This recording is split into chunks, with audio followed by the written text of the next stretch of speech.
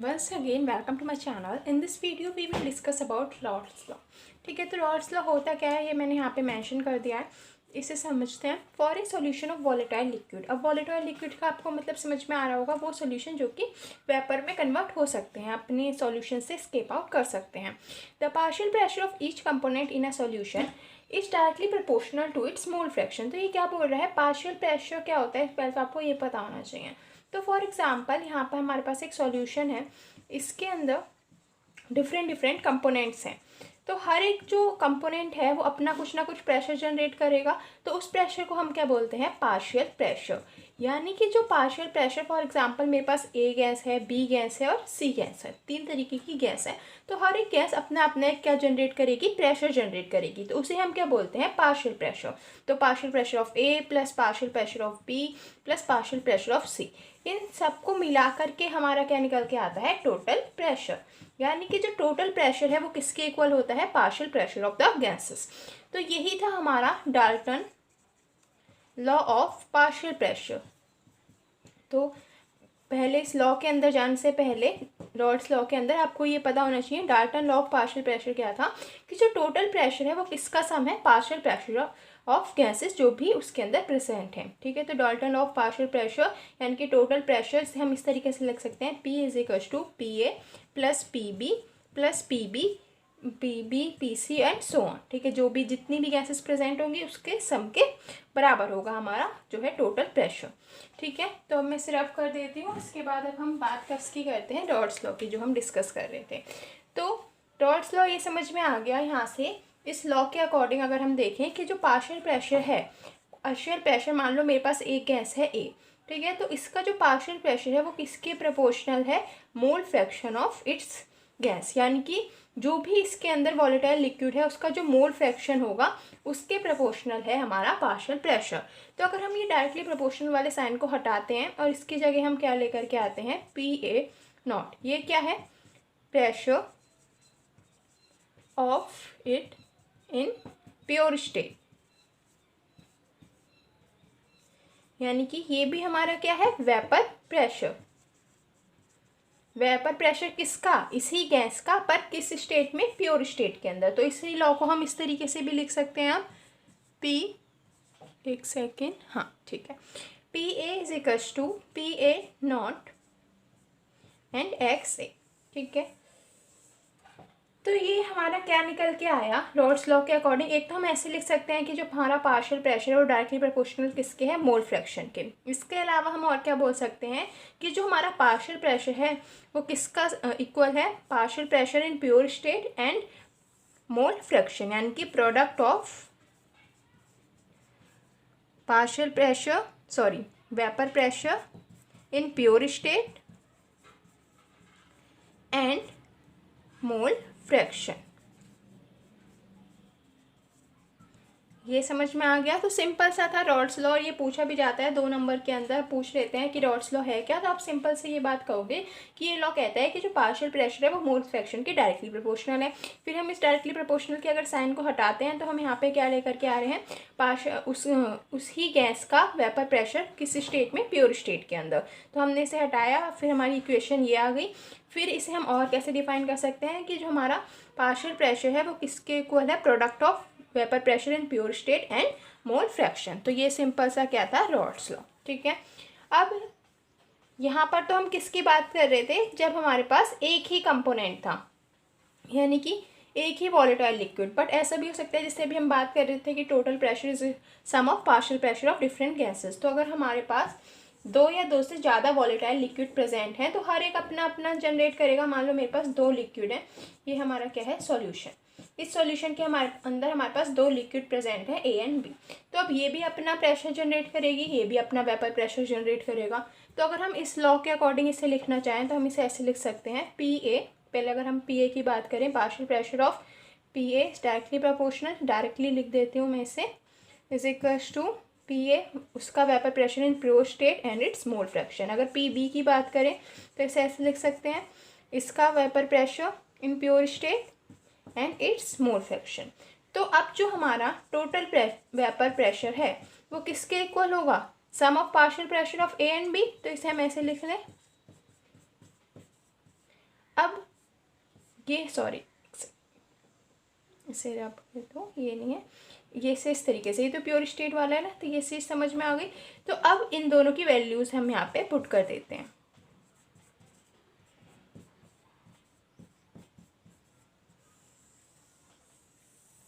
तो ये हमारा क्या निकल के आ गया कि टोटल जो वेपर प्रेशर है वो किसके इक्वल है, vapour pressure of that components जो भी उसके अंदर प्रेजेंट है। फिर हमने इन इक्वेशंस को 1 इसे मान लो, 2 मान लो, यहाँ पे हमने इन दोनों की वैल्यू पुट कर दी और हमारे पास ये निकल के आ गया। आई थिंक यहाँ तक का सबको क्लियर हो गया होगा।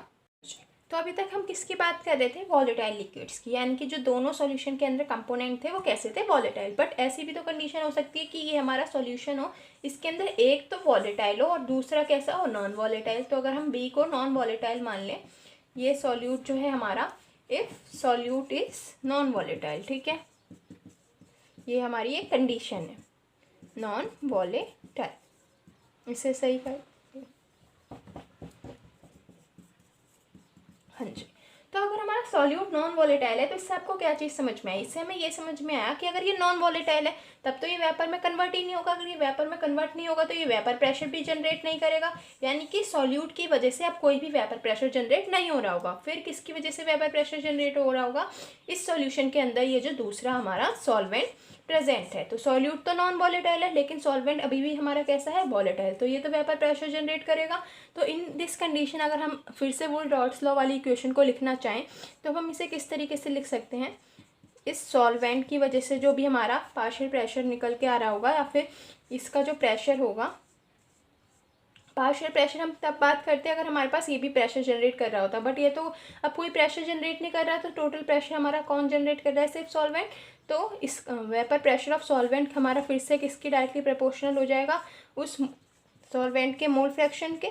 फिर हम इसको हटा दें तो फिर से पी सॉल्वेंट को हम इसे इस तरीके से लिख सकते हैं, ये हमारा साइन हट जाएगा और यहाँ पे क्या आ जाएगा, इस सॉल्वेंट का vapour pressure in pure state, ठीक है, तो इसे इस तरीके से लिख दूँ मैं,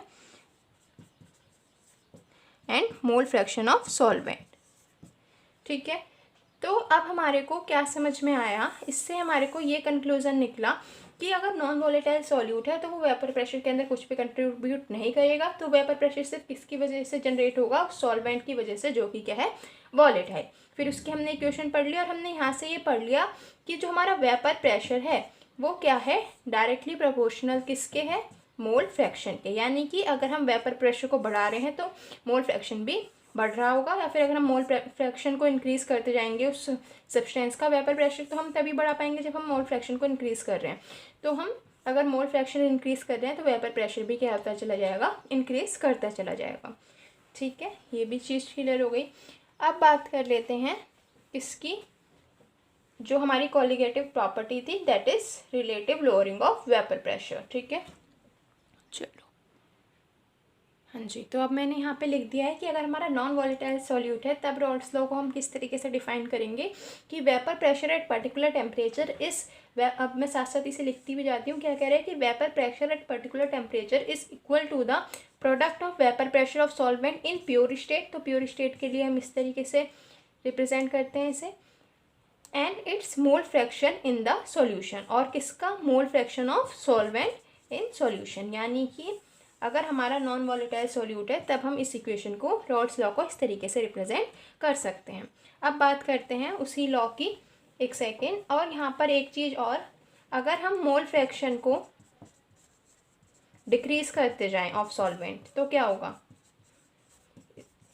सिंपल सा, मोल फ्रैक्शन हमने पढ़ लिया कि डायरेक्टली प्रोपोर्शनल है किसके, पार्शियल प्रेशर के, सॉरी वेपर प्रेशर के। तो अगर मोल फ्रैक्शन डिक्रीज करते जाएंगे, डिक्रीज, तो जो वेपर प्रेशर है वो भी क्या होता जाएगा, डिक्रीज होता जाएगा। तो इसे नोट कर लेना। अब आ जाओ relative lowering of vapour pressure. हाँ जी, so relative lowering of vapour pressure, relative lowering of vapour pressure का क्या मतलब है कि कुछ ना कुछ वेपर प्रेशर था और उसमें क्या हुआ, लोअरिंग। लोअरिंग यानी कि उसकी वैल्यू क्या हो गई, डिक्रीज कर गई, ठीक है, लेस या फिर डिक्रीज।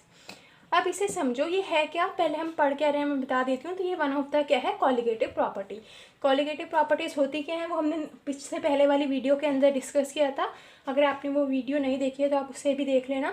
तो कॉलिगेटिव प्रॉपर्टी एक बार मैं शॉर्ट में बता देती हूँ। कॉलिगेटिव प्रॉपर्टीज़ में हमने ये पढ़ा था कि वो प्रॉपर्टीज़ जो कि किस पे डिपेंड करती हैं, अमाउंट पे डिपेंड करती हैं, not on the nature of solute. ठीक है, तो अब यहाँ पे इस पे टॉपिक पे बात करते हैं, relative lowering of vapour pressure का क्या मतलब है।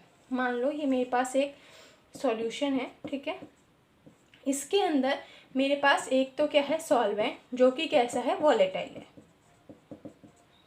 अब अगर ये सॉल्वेंट वॉलेटाइल है तो ये क्या जनरेट कर रहा होगा, वेपर, और वेपर जनरेट कर रहा होगा तो उससे क्या जनरेट हो रहा होगा, वेपर प्रेशर। अब मैंने क्या किया, इस सॉल्यूशन के अंदर ऐड कर दिया नॉन वॉलेटाइल सॉल्यूट। अब नॉन वॉलेटाइल सॉल्यूट ऐड करने से हुआ क्या होगा, जैसे हमने इसके अंदर नॉन वॉलेटाइल सॉल्यूट ऐड किया होगा वो इस तरीके से प्रेजेंट होगा, है ना, इसे इस तरीके से समझ लो। तो अब जो वेपर प्रेशर होगा वो क्या होगा, उसकी वैल्यू में कैसे लोअर हुआ होगा, कम हुआ होगा, उसे समझो। देखो यहाँ पर क्या था, सॉल्वेंट, सॉल्वेंट तो यहाँ पे पहले से ही प्रेजेंट है और वो क्या जनरेट कर रहा था, वेपर प्रेशर। लेकिन अब यहाँ पर क्या ऐड हो गई, non volatile solute. Non volatile solute क्या करेंगे, इन्हें स्पेस नहीं देंगे इन सॉल्वेंट को कि वो वेपर प्रेशर को जनरेट कर पाए, वो वेपर में कन्वर्ट हो पाए। तो कुछ तो स्पेस मिल रहा होगा, तो कुछ ना कुछ वेपर प्रेशर तो होगा। लेकिन क्योंकि यहाँ पर नॉन वॉलेटाइल सॉल्यूट प्रेजेंट है तो ये जो हमारा वॉलेटाइल लिक्विड है ये वेपर के अंदर कन्वर्ट नहीं हो पाएगा। जब वो वेपर के अंदर कन्वर्ट नहीं हो पाएगा तो वेपर प्रेशर भी जनरेट नहीं हो पाएगा, जिसकी वजह से जो वेपर प्रेशर है वो क्या हो जाएगा, डिक्रीज कर जाएगा। तो एक्चुअली में इस लाइन का क्या मतलब है, relative lowering of vapour pressure का, कि जब हम एक हमारे सॉल्यूशन के अंदर नॉन वॉलेटाइल सॉल्यूट को ऐड कर देते हैं तो वो वेपर प्रेशर को क्या कर देता है, कम कर देता है। अब ये तो आपने इस तरीके से समझ लिया। अब इसकी इक्वेशन और इसका क्या फॉर्मूला ड्राइव होकर के आता है उसको मैं आपको बताती हूँ, ठीक है। तो अगर हम इसकी इक्वेशन लिखें कि अगर हमारा नॉन वॉलेटाइल सॉल्यूट ऐड है तो हम उसकी इक्वेशन रॉल्स लॉ के अकॉर्डिंग लिखें तो यही लिखेंगे कि vapour pressure is equals to vapour pressure of solvent and mole fraction of solvent. ये हमने पहले लिख लिया था, अभी अगर आपको याद हो, इससे पहले हम इस इक्वेशन को ड्राइव कर चुके हैं, ठीक है। तो अब देखो, अब हमारे को पता है कि हमारा जो मोल फ्रैक्शन है उसे हम और कैसे लिख सकते हैं। हमें पता है कि mole fraction solute plus mole fraction of solvent किसके इक्वल होता है, 1 के इक्वल। सबसे पहले वाली वीडियो के अंदर मैंने आपको बताया था। तो उसके अंदर हम जो भी चीज़ डिस्कस कर रहे थे वो कहीं ना कहीं यूज़ होंगी, इसीलिए हमने उन्हें पढ़ा था। तो अब अगर हमारे को यहाँ पर सॉल्वेंट की वैल्यू पुट करनी है तो हम इसे इस तरीके से लिख सकते हैं, एक्स सॉल्वेंट, यानी एक्स क्या है, ये mole fraction, 1 minus mole fraction of solute. तो अब मैं इस वाली इक्वेशन को इसके अंदर क्या कर रही हूँ, पुट कर रही हूँ। तो अब ये देखो क्या हो जाएगा, vapour pressure, partial pressure in pure state, और इस वाली इक्वेशन को मैं लिख दूँ यहाँ पर तो इस तरीके से हो जाएगा, ठीक है। अब क्या करना है, अगर हम इसको क्या ले आए, नीचे ले आए, तो इसे हम इस तरीके से रीअरेंज कर सकते हैं। यहाँ तक तो कोई डाउट होगा नहीं, आई थिंक सो, ठीक है, यहाँ तक हो गया। अब इसे रफ कर देती हूँ, एक सेकेंड। तो अब हमारे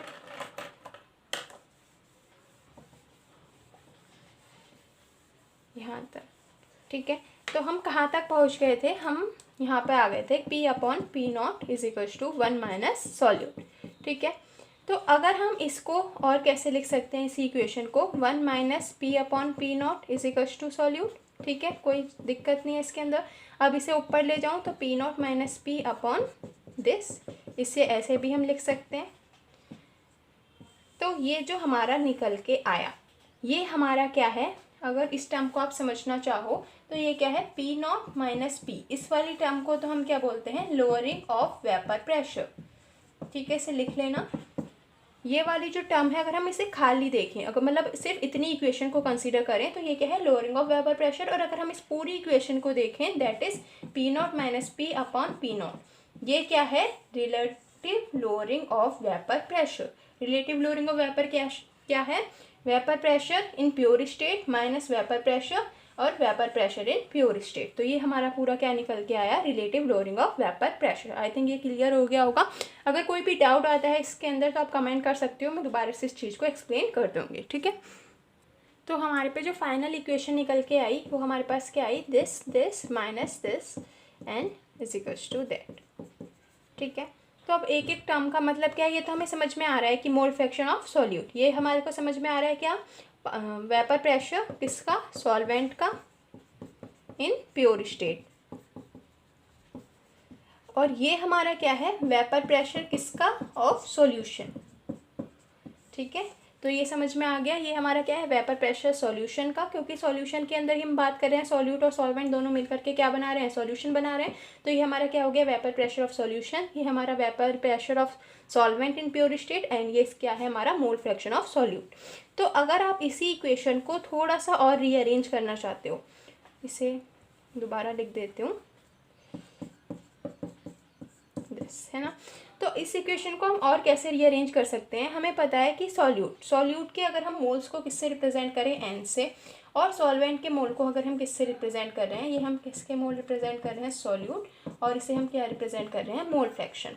तो हम इस वाली इक्वेशन में मोल फ्रैक्शन को और कैसे लिख सकते हैं, देख ये तो ऐसे का ऐसे ही रहेगा, और ये हमारा किसके इक्वल हो जाएगा, मोल फ्रैक्शन ऑफ सॉल्यूट की बात कर रहा है, तो यहाँ पे इसके मोल ऊपर आ जाएंगे, प्लस एन। इसे इस तरीके से भी हम लिख सकते हैं।